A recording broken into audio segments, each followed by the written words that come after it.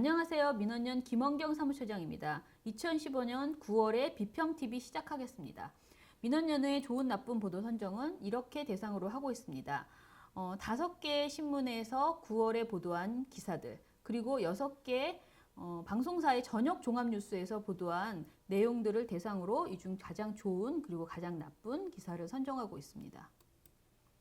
먼저 나쁜 신문 보도 보겠습니다. 노조 때리면서 노동개혁안 옹호에 나선 조선일보가 선정되었습니다. 나쁜 방송 보도는요, 불공정 보도로 박원순 시장 죽이기에 나선 MBC가 선정되었습니다. 자, 나쁜 신문 보도부터 한번 보겠습니다. 네, 2015년 9월에 나쁜 신문 보도는요, 조선일보가 선정되었는데요. 노동개혁 옹호 및 노조 때리기 보도 42건입니다. 자세히 보겠습니다. 예, 지난 4월 8일 협상 결렬을 선언하고 협상 테이블을 떠났던 한국노총이 8월 26일에 노사정이 복귀를 결정합니다. 일반 해고 및 취업규칙 불이익 변경 조건 완화는 절대 받아들일 수 없다는 조건하에 복귀였습니다. 그러나 9월 13일 정부가 실업급여를 볼모로 해서 조속한 합의를 강요하던 중에 결국 노동시장 개혁 대타협 합의가 이루어집니다. 해고와 취업규칙 변경에 있어서 정부가 일방적으로 시행하지 않으며 노사와 충분한 협의를 거친다고 했지만 사실상 한국노총이 투항했다는 비판이 일었습니다. 9월 14일에는요. 한국노총 조합원의 분신 시도에도 불구하고 한국노총이 합의안을 추인했고 이렇게 노동개혁이 강행되었습니다. 9월 23일에는 민주노총이 총파업 결의대회를 가졌습니다. 이때 경찰이 과잉 진압을 하면서 한겨레 김규남 기자까지 연행하려는 추태를 보이기도 했죠. 자, 그러면 정부의 노동시장 구조개혁안은 해고를 확대하는 계약이라는 것이 민주노총 등 노동계 일반의 주장입니다. 이 중에서 일반 해고를 도입하면 쉬운 해고가 된다는 것이 무슨 말인지 한번 보겠습니다. 정리해고, 명예퇴직, 희망퇴직 등 이미 충분히 많은 방법으로 많은 사람들이 해고되고 있습니다. 이런 상황에서 저성과장애들에 대한 해고를 자유롭게 할 수 있는 일반 해고라는 것을 도입하는 것은 문제라는 것이죠. 이런 노동개혁에 대한 조선일보 보도, 선동과 왜곡으로 가득 차 있었습니다. 자세히 보겠습니다. 9월 3일부터 12일까지, 즉 타협안이 합의되기 전에 보도들은요, 파업을 강성노조의 귀족노름으로 규정하고요, 노조는 민폐다라는 프레임을 강조하고 있습니다. 그리고 합의가 된 이후, 즉 9월 13일에서 26일에는요. 청년을 위한 노동개혁이라는 주장, 그리고 쉬운 해고가 없다는 주장을 반복하고 있습니다. 조선일보 보도를 다시 합의 전과 후의 내용을 자세히 살펴보겠습니다. 합의 전에 파업은 강성노조의 귀족노름이라는 보도를 주로 하고 있습니다. 보세요.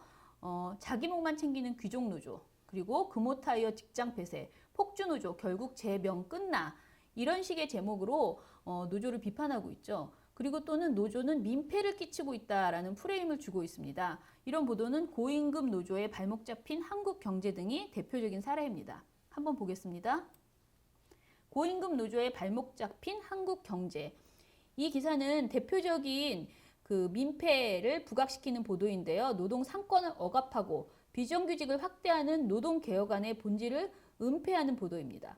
그리고 노조가 한국 경제의 발목을 잡고 있다는 이 보도에서 하는 주장은 사실상 아무런 근거가 없는 선동적인 주장일 뿐입니다. 자, 합의한 이후 보도들을 보겠습니다. 합의한 이후에는요, 청년을 위한 노동개혁이다 라고 주장하면서 세대 갈등 프레임을 짜고 있습니다. 그리고 쉬운 해고는 없다라고 주장하면서 근거 없는 그야말로 무조건적인 낙관론을 펼치고 있습니다. 보시다시피 이 기사에서는 보겠습니다. 노동개혁안이 해고 요건 완화가 아니라 해고 기준과 절차에 대한 지침을 명확히 하는 것이라고 주장하고 있습니다. 그리고 취업규칙 변경도 임금 피크제를 통해서 청년 세대의 고용을 확대하기 위한 것이라고 주장합니다. 그러나 임금 피크제는 노동개혁의 핵심도 아니고요. 국책연구기관인 한국노동연구원조차 이미 임금 피크제 도입과 신규 채용 증가 사이에서 유의미한 상관관계가 나타나지 않는다는 연구 결과를 내놓은 바 있습니다. 조선일보는 이처럼 정부가 추진하는 노동개혁안의 당위성을 주장하기 위해서 헌법이 보장하는 파업권을 매도했습니다. 그리고 반대 목소리를 모두 이기주의적인 행태로 몰아갔습니다. 예, 2015년 9월에 나쁜 방송 보도 무엇이었을까요? MBC의 박원순 서울시장 병역비리 의혹 보도 2건이었습니다. 자, 언론은 공직자의 병역비리 의혹을 국민에게 알릴 의무가 있습니다. 하지만 이미 검찰과 병무청 등 관련 기관이 2년 전 사실 무근으로 결론을 내렸던 상황이라면 반드시 보도에서 그런 점이 언급되어야 공정하고 합리적인 보도라고 할 수 있겠죠. 하지만 이번 MBC 보도는 그렇지 않았습니다. 9월 1일 보도한 박원순 시장 아들 병역 의혹 수사 보도에서는요. 이렇게 보도하고 있습니다. 병역 기피 논란이 일자 주신 씨는 2012년 연세대 세브란스 병원에서 공개적으로 MRI를 찍었고 병원은 두 곳의 MRI 사진은 동일인의 것이라고 밝혀 논란은 끝나는 듯하다라고 언급했습니다. 이런 장면을 넣으면서요. 박 시장 아들 병역비리 의혹과 관련해서 주요한 사실들은 모두 배제하고 의료 영상을 바꿔치기 했다는 양승호 박사의 일방적인 주장만을 부각시켰습니다. 하지만 이는 사실관계의 극히 일부만을 언급한 것입니다. MBC가 말하지 않은 것은 한두 가지가 아닙니다. 한번 볼까요? 앞서 말씀드린 대로 세브란스 병원에서의 공개 검증은 말했습니다. 그런데 그 검증을 통해서 검찰이 박주신 씨 병역법 위반 혐의에 대해서 무혐의 판결을 냈다는 것은 말하지 않았습니다. 자, 그리고 박 시장의 고소 취하는 2014년 지방선거 당시 정몽준 후보와의 합의 때문이었습니다. 현재 진행 중인 재판은요, 박 시장의 고발 때문이 아니고 선관위 고발로 진행된 것입니다. 그런데 이런 사실을 전혀 보도하지 않았죠. 그리고 올해도 법원은 박 시장 병역비리 주장에 대해서 허위사실 유포금지 가처분 결정을 내린 바 있습니다. 이런 내용도 은폐되었습니다. 이렇게 기본적인 사실조차 말해주지 않으면서 양승호 박사의 MRI 바꿔치기 주장만을 부각시키면은요, 시청자들은 자연스럽게 박 시장 아들이 뭔가 병역비리의 의혹이 있구나라고 쉽게 믿을 수 있습니다.